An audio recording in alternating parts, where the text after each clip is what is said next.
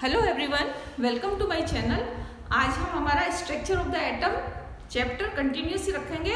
Last session में हमने J Thomson's model of an atom के बारे में पढ़ा था। आज हम Rutherford's model of an atom के बारे में पढ़ेंगे।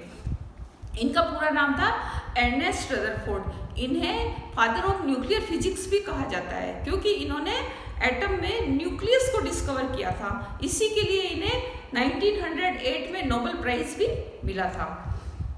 देखिए, इन्होंने जो एक्सपेरिमेंट किया था कि एटम में सब एटॉमिक पार्टिकल्स किस तरह से अरेंज्ड होते हैं, उस एक्सपेरिमेंट को कहा जाता है गोल्ड फॉइल एक्सपेरिमेंट। क्योंकि इन्होंने अपने एक्सपेरिमेंट के लिए गोल्ड फॉइल को सेलेक्ट किया था because gold element has malleability property and can be made as thin as possible.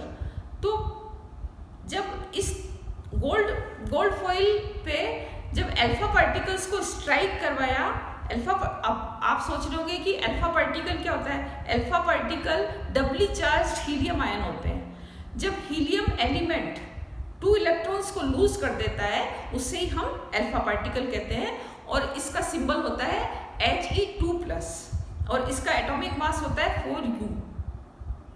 तो जब इन फास्ट मूविंग अल्फा पार्टिकल्स को थिन गोल्ड फॉइल पे स्ट्राइक करवाया तो उसने क्या एक्सपेक्ट किया कि जो एटम के अंदर सब एटॉमिक पार्टिकल है उससे ये पार्टिकल्स डिफ्लेक्ट हो जाएंगे और इनमें लार्ज डिफ्लेक्शन नहीं होगा क्योंकि जब एक हैवी पार्टिकल लाइट पार्टिकल से टकराएगा तो उसमें लार्ज डिफ्लेक्शन नहीं होना चाहिए।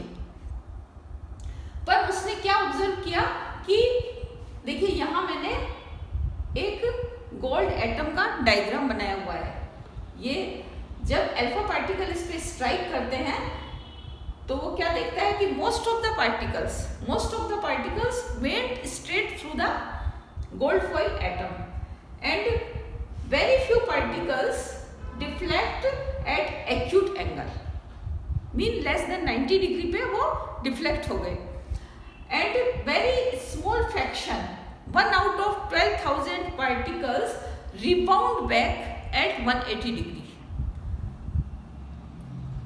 तो इस एक्सपेरिमेंट के जो ऑब्जर्वेशंस थे उस बेस पे रदरफोर्ड ने क्या कंक्लूजन लगाया कि most of the space in an atom is empty.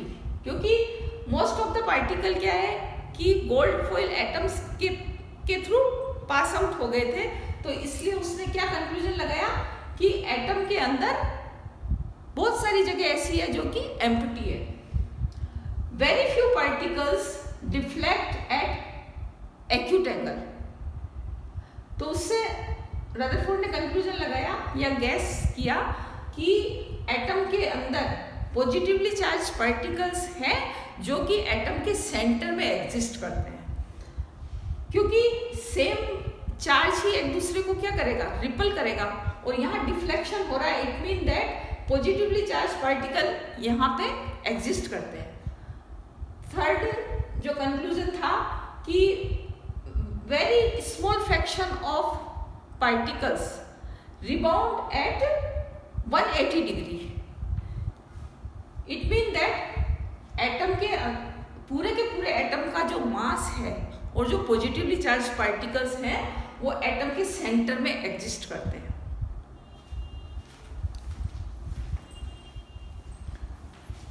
अब इस एक्सपेरिमेंट के बेस पे जो फीचर्स सामने आए वो इस तरह से हैं।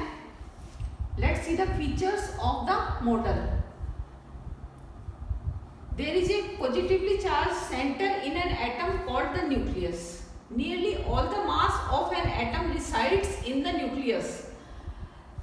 Atom के center में positively charged particles हैं और पूरे के पूरे atom का जो mass है वो center में ही reside करता है। Second जो features था कि the electrons revolves around the nucleus in a well defined orbit. इस न्यूक्लियस के चारों ओर इलेक्ट्रॉन्स रिवॉल्व करते हैं एक सर्कुलर पाथ में। थर्ड जो फीचर था, the size of the nucleus is very small as compared to the size of the atom. जो न्यूक्लियस की जो साइज है या जब the volume of the nucleus is lesser than the volume of the atom, मतलब nucleus की size small है as compare to the size of the atom. पर इस जो Rutherford's model of an atom था, इसके कुछ ड्रॉबैक्स थे, इनको भी अभी हम डिस्कस करेंगे।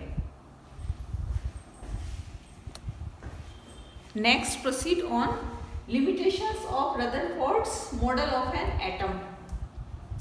इसका जो सेकंड फीचर था कि electrons revolve around the nucleus in A well defined orbit. यदि इलेक्ट्रॉन एक सर्कुलर ऑर्बिट में रिवॉल्व करता है तो वो क्या होगा कि इसमें एक्सक्रीशन होगा, और एक्सक्रीशन के दौरान ये अपनी एनर्जी को रेडिएट करेगा, और जब कंटिन्यूस एनर्जी रेडिएट होगी तो ये धीरे धीरे धीरे धीरे फाइनली न्यूक्लियस में ड्वेल हो जाएगा। इससे एटम की स्टेबिलिटी पे क्वेश्चन उठता है कि how an atom is stable. तो इस कारण से Rutherford's model of an atom इतना सक्सेस नहीं हुआ, बट इन्होंने एटम में न्यूक्लियस को डिस्कवर कर लिया। ये एक इनका बहुत बड़ा अचीवमेंट था, इसीलिए इन्हें फादर ऑफ न्यूक्लियर फिजिक्स कहा जाता है। So thanks for watching, and if you like this video, please like, share and subscribe.